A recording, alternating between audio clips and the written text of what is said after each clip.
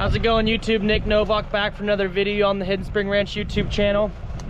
Figured I'd give you guys an update. We hit 1,000 subscribers this morning, so appreciate everybody who watches. Thanks for subscribing and liking the video. It keeps me motivated to keep doing it. So we have a couple things in store today. All the calves are up here by the hay wagon. I'm gonna refill that today, and then the plan is to get this corral put up and take it back to my house. We ended up catching the 2 bulls yesterday. I was gonna try to video that today.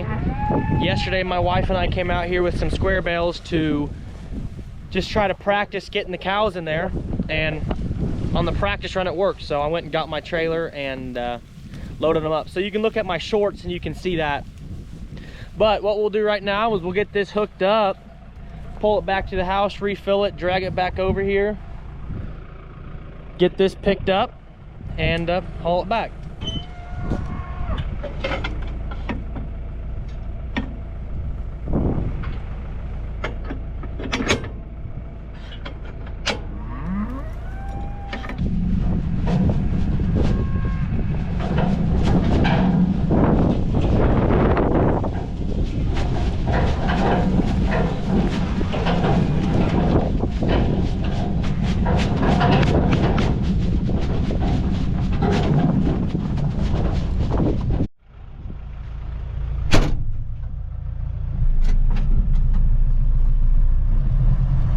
So as we drive back, I figured I'd give you guys an update on those bulls. So we ended up renting 2 of those bulls, and one of them was one we bought. So I took them back to the house this week, and my plan is to haul them back to the guy that we're renting them from, and so I don't have to worry about them anymore. But we left them out there for 72 days, so we got 3 cycles. So surely they should all be pregnant. We kind of stalked the bulls heavy. There was 38 cows out there, and we put 2 bulls with them. So one bull probably could have covered that mature bull, but as most of you may know, the cattle market's crazy right now, and a bred cow is worth a lot. So it was worth it to us to put 2 bulls out there. But anyways, we'll run back to the house, refill this, and bring her back.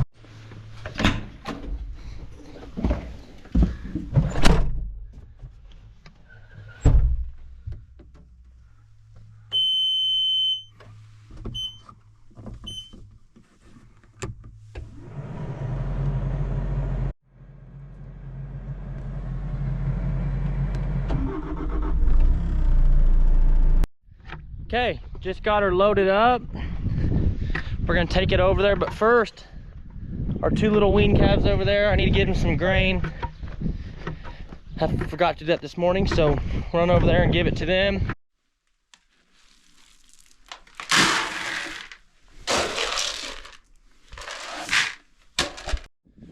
So our 2 little bottle calves that about 30 days old, they're taking the grain pretty good. I've been giving them about a half a scoop during the day, and they don't really eat a lot of it. But well, actually, I stand corrected. They finished it from yesterday. So I try to give them a little bit so they can get accustomed to it, because in about another month we will wean them from the bottle. So what I'm gonna do next is, during the day, I don't like them to be in their little tote. So what I do is I put this purple tub in there so they can't get in there. It's nice out. It's been like 50 degrees, and so if it's too windy, they can go behind the windbreak there. They can sit, if it's a south wind, behind this wood, behind that, or be in there. So that's what I do. This little one, she's growing. She's still staying in the barn at night. I don't want to risk her getting too hurt out here or getting sick. But she hangs out with them all day during the day. And I've started, after her feeding, putting a little bit of grain in her mouth just to get her used to it. She really hasn't taken to it. It's only been like probably 4 days, but she's only about coming on 2 weeks, I think, old. So she should start getting onto it here in the next week, I would say. But we'll take this grain over here to these kids.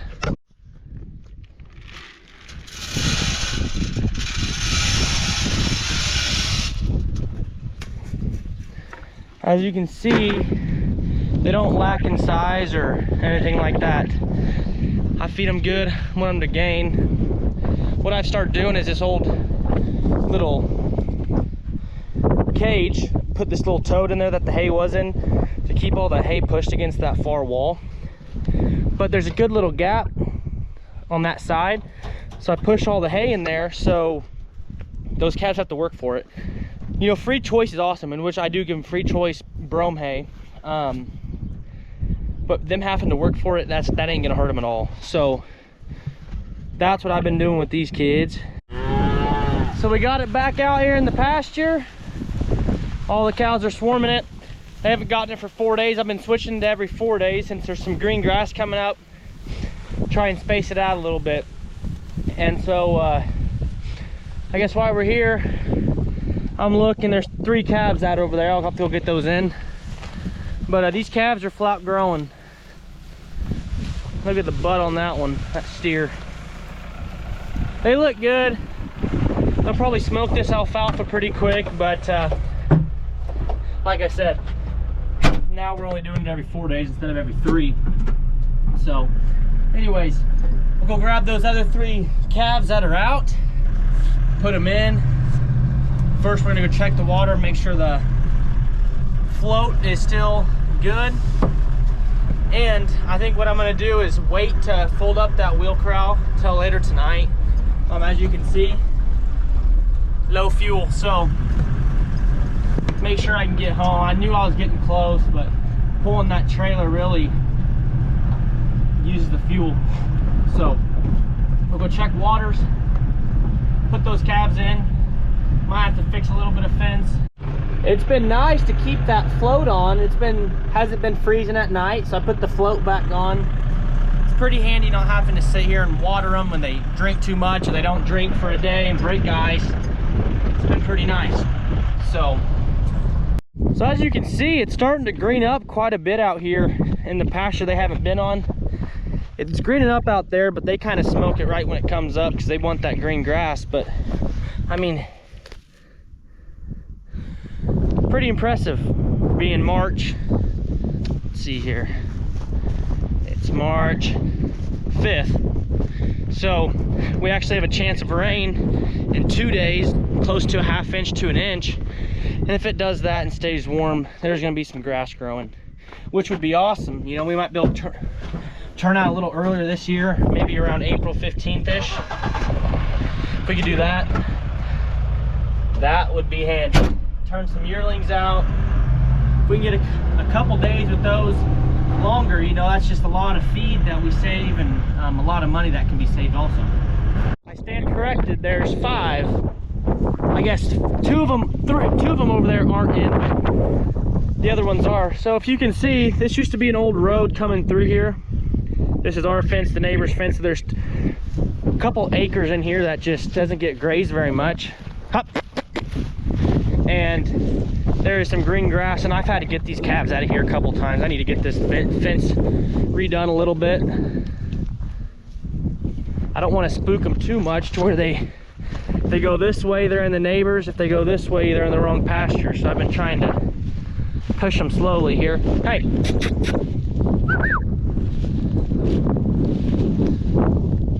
There we go.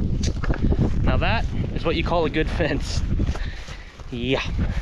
Anyways, we'll grab some wire and just put basically some fence stays in the wire so it's harder for them to squeeze through, and see if that works. A piece of wire off here. I'm just gonna cut it randomly because I didn't do a great job at rolling this up.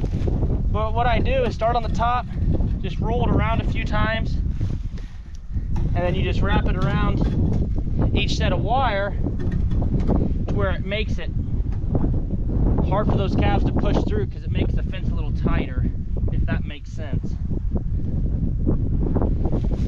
See if I can show you. So I'll do a couple more, but those calves, when they squeeze through, you see how far these push up and down. if you see right here now, it's harder to move them because I put that right there. I did a terrible job at explaining that, sorry guys, but that is what I'm, so I got all the stays in, I put 3 on each. But what I'm gonna do is there's a pretty big gap on the bottom there. It's because these posts keep rising up. I'm gonna go ahead and pound a new T-post right here, put that wire down a little bit and pound a new one right there in the middle.